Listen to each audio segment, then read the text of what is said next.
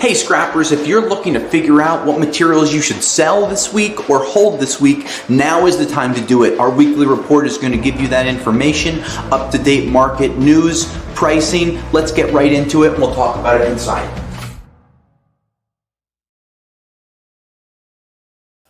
Hey scrappers, Tom here from the iScrap app, and today is Wednesday, January 7th, and yippee-yi-yay, Kayo. I'm not going to finish it, but you know where it goes from there. Yesterday, we hit all-time high copper prices in a non-shocking way. Copper prices retreated this morning, and we'll certainly talk about that. And hopefully you were able to tune into some of our reports on YouTube. And if you haven't, please become a YouTube member of ours and subscribe to our channel. We have so many videos that we make showing you how to make more money with your scrap. Then we had our 2025 recaps. We had our 2026 previews. We ended up doing around 45 live sessions last year. So we are live right now, 1 p.m. Eastern, January 7th. So ask any questions that you have of me for the markets. I certainly have a lot to unpack, but I would rather answer your questions, before I go into anything else. So ask questions, and even if it doesn't pertain to the topic, it's okay. I'll get back to what we were talking about. So let's just go first and foremost, copper. Oh my gosh, I'm wearing my copper colored shirt today on purpose because we saw the markets hitting all-time record highs, not yearly highs, not 52-week highs, not 5-year highs, all-time as of highest ever yesterday. Why did we see the markets go like that? And why have we seen such a surge in pricing in the last 2 or 3 weeks? Well, all traders don't know. Physical metal traders that I work with, guys that I sell material to, there's no good reason that they have. A lot of these moves in the market have been from regular traders on Wall Street manipulating prices, moving contracts, pushing materials up. This could be best demonstrated where on Christmas Day, we saw copper prices going up. Well, everyone knows that half the world is not even celebrating Christmas, right? And we had these markets going up as so many people were kind of sleeping or spending time on Christmas Day with their families. So that just shows you that some of these are pure market manipulations, whether they're done through different computer programs, trading platforms. They are real, and a lot of people can't give me solid explanations because when I came into work on Monday, which was January 5th, and copper was going close to $6, it took me over 6 hours to sell material. Normally, it takes me about 6 minutes to send a text message, get a price, lock in a deal, and move on. But people were so hesitant because from before Christmas until then, that's one of the slowest times of the year, is that 2-week period. And all we saw was prices going up, up, up. Now, it was great if you were able to cash in, but let me tell you what's happened since then. Yesterday, we saw markets top out briefly at $6.11, both domestically and internationally. We like those numbers being the same. It shows the steady growth opposed to last summer. If you remember, the copper domestic numbers moved up fast. So we saw these numbers moving, right? We saw them go up. No one was really saying why or what's going to happen. There are some reasons behind it outside of traders. And one of the things would be tariffs. We're about 8 months into the tariff talk that happened back in April of 2025. So we're starting to see those things become real. And we're seeing some countries not importing copper into the country because of some of the tariffs. We're seeing more of the material staying here in the United States, which was the goal of many of the tariffs. Not only to keep those commodities here in the country, but to create more factories and refining operations so we don't have to rely on outside countries and other sources to bring those materials in for our critical infrastructure. And that's not just things like electricity generation, but car generation and other types of things. Yeah, we got a question.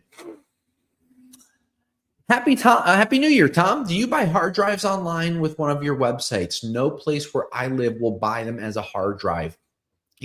Great question. You've had many before. Thank you. We do not offer that service. I would not want to accept responsibility of your hard drives that have information being lost in the mail. So we have never done that type of destruction through the mail, but 311 West Main Street, Rockaway, New Jersey, we'd love for you to come down. Any other questions? We have a shout out from one of our members. Hey, veteran scrap removal. Hey, thank you for your service and thank you for the scrap you're doing out there. What else we got? Good. So copper. So the tariffs really affected a lot of these things, and we're seeing that domino effect kicking in, right? Tariffs don't happen overnight. And what we're now seeing on a bigger picture, a macro sense, is how these things are taking their toll on prices and other things. And we'll talk about carbide later, but carbide prices almost doubled throughout 2025. Copper prices, according to here, were up 42% in 2025. Oil prices, however, were down 25%. So when you have oil prices down, transport costs are down, production manufacturing costs are down, and that's why we're starting to see some of these consumer goods numbers month over month and production numbers coming down, meaning inflation is slowing or cooling, as they would say. Low inflation means that people get the same amount or more for their dollar opposed to what they would a year ago. So now we're seeing oil costs coming down, right? And some people might want to say, oh, what's going to happen with this Venezuela thing? It's not going to affect markets in any way that's going to be, more than on an oil side of things opposed to copper and other commodities. But now that the tariffs have kicked in, now the countries are not exporting as much to the United States, now that the United States is keeping more of the material inside of the country, we're seeing some of these prices get driven up. So I'll just read this briefly, and this is from Bloomberg. Copper nears record high amid supply concerns and tariff-driven disruptions. Copper jumped 3% in London on Monday, nearing an all-time high of 13,000 a ton, which on Tuesday it hit, driven by a tightening global supply and investor optimism. A lot of people are looking at these markets and they're looking at these different booms, right? They're trying to look at things like EVs, AI, server generation, electricity generation, electricity growth. They're looking at a lot of these things and figuring out where copper is going to be going and where it's going to be needed. And what we're seeing is copper is becoming more and more popular in many industries outside of the traditional electrical industries. And that's going to help push these prices higher. Now, do I think that we're going to hover around $6 for the next few weeks? Probably not. It won't shock me to see these prices go down 40, 50 cents. That's what I've really been saying for the last year. Last year, if we saw a 42% price increase, if we saw that again this year, that would mean copper would be over $7.50 by the end of the year. And that's almost crazy. Now, here's one thing you do need to keep in mind. For those of you that store copper or save copper, we've seen thefts increasing because of it, not just from utilities and manufacturers on large scale, but also smaller scale thefts have been increasing. So really keep in mind where you hold your materials, especially if they're things that you're stripping, spending time sorting. And I wouldn't start sharing what you have with other people because you never know who they share it with. So just keep that in mind as thefts will increase this year, unfortunately, to levels that probably are some of the highest in many years because of the price surge. Now, let's switch from one C metal, copper, to another C metal, carbide, and this is sponsored by rrcarbide.com. Now, what we've seen on a carbide and tungsten level has been unprecedented, with prices doubling year over year.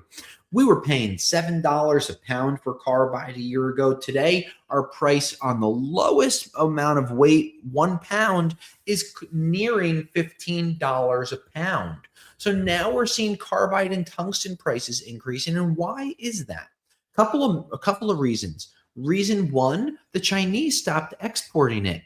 Even though they're exporting rare earths, they stopped largely exporting carbide and tungsten-based alloys. And because of that, we've started to see less coming into the country, and we've seen the supply that's domestic increasing. Second, the Chinese stopped exporting some oxides. There are metal oxides, powder, if you will, that are used to put together, melt, and make into these different carbide and tungsten blends, and they haven't been coming over as much. So why do we have such a price increase? Well, like an aluminum can that could be recycled today and back on the shelf in 30 days, tungsten and carbide are easier to recycle and make into new product by just recycling that and not making kind of new stuff.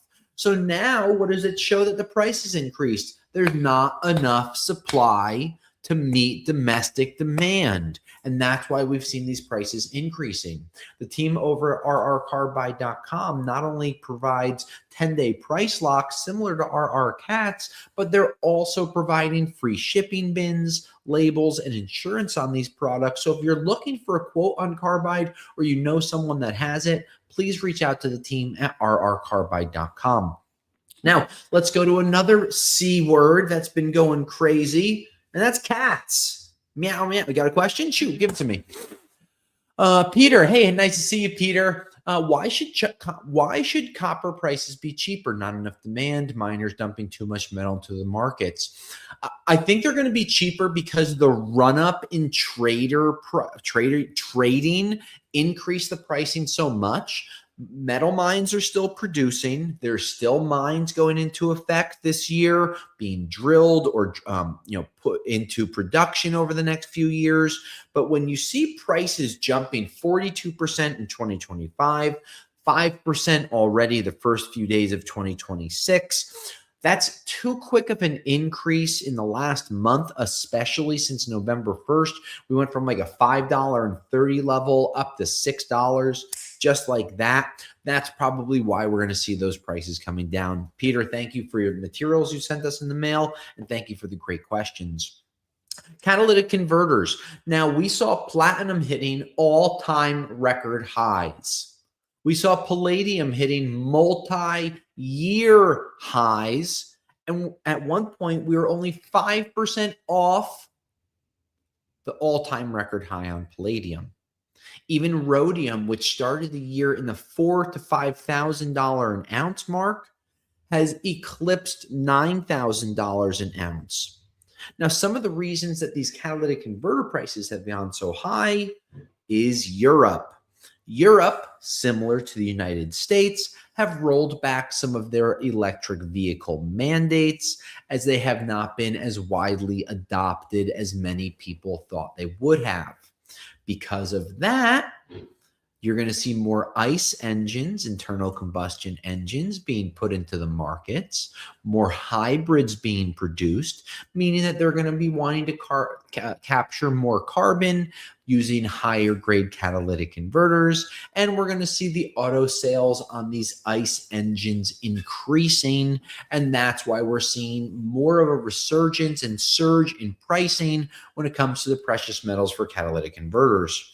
Now, the team over at rrcats.com has been providing these quotes, holding them for 10 business days, and providing free shipping label and insurance on the catalytic converters. And we've seen such a strong growth in price per cat over the last few months. We've seen a lot of people unloading these things, and it's a great time to do so as we are hitting the highest prices on catalytic converters since 2022. So 3+ years we've been seeing this. About 3.5 years, these are the highest prices. So another really, really great thing to look at, a really great thing to pay attention to. And if you're holding any, go get some quotes from the team at RR Cats. Now, steel lovers, do not be frightened. I have good news for you too. We've seen steel prices jumping between $5 and $25 a ton. And that is also because of some of the tariff talk, less exports, more material domestic. We've seen more steel mills increasing production. In fact, I got a number here that's really cool. U.S. steel mills produced 89.3 million tons in 2025, a 3.4% increase in 2024. And in the early stages of just January 2026, we've seen a 1.4% increase in production. So that's a very small snippet, but the steel manufacturing in the United States is increasing. That means we're starting to see demand increase. We're starting to see more material stay domesticated, and there's only so much scrap. So we're finally getting some good news, and you marry that steel news with the oil prices, you put them together, and they are holding hands in such a great way where oil prices are down 25% in the last 12 months, meaning manufacturing costs are down, meaning that production is up and the prices are up. But because they're starting to have more manufacturing in the country, needing more steel here, you're now going to slowly start to see the steel prices increasing, and it will not shock me to see another $50 to $100 per ton added to the steel prices in this calendar year. And that would start to bring us to levels that make a little more sense, and that has a heavy reflection on the lack of trade imports, the tariffs going into effect, and the U.S. building and starting to produce things in our own factories opposed to relying on other countries. Question. Peter, to sell your cats, you need a car title to sell them. I have a dozen. I would be happy to sell it to you if I can. I don't have any car titles for these, though. Peter, I would message a team at rrcats.com. We are going to need some type of ownership paperwork according to New Jersey state law. And quite frankly, almost all state laws right now are doing very much the same thing, if not the same thing. And we'll go from there. There has been a few cases where you can produce, either insurance documents or things like that, and we'll help you out with that. rrcats.com team will be here to help you with that. What else is going on in the world of scrap? I mean, I don't know how many other pieces of good news I can give you today. Gold is continuing to stay over $4,400, helping the electronic scrap prices. And we've seen aluminum prices having another great increase in the last week and a half alone, up 1.5%. I'm now seeing aluminum prices for higher grade, like stripped aluminum wire, bare 6063. We're quoting well over $1 per pound for this stuff, which is crazy for me to say. We're paying more than $1 a pound for aluminum. Nationally, the sheet aluminum numbers, cast aluminum numbers, siding numbers are pushed down a little bit because of contaminations. But overall, we're seeing a really strong growth moving forward. And we're really happy to see where things are going in a positive upward trend. So, scrappers, a lot of good things to report on here. Things that I'm going to be watching: what happens politically in the next few months, what happens with tax returns and the implementation of one big beautiful bill from last year to see how that's going to spur some economic development. Some consumer spending. Consumer spending going higher means that people were probably keeping more money in their pocket, starting to spend it on goods or services. That means that people will start to invest in businesses, develop things more, and these are positive signs. We're going to continue to watch things like the interest rates, the housing markets, but overall, scrappers, if you were to ask me to put together a better first week of 2026, I don't think that I could have imagined or predicted this even 2.5 weeks ago. So don't forget to become a YouTube member, like and subscribe to our channel, and ask us questions. Just because we're not live doesn't mean we're not going to answer those questions for you. And you can always tune in every Wednesday at 1 p.m. Eastern. We're generally live. So any questions, asked during these sessions. Until next time, today is January 7th, 2026. My name is Tom from iScrap. And until next week, I'll scrap you later.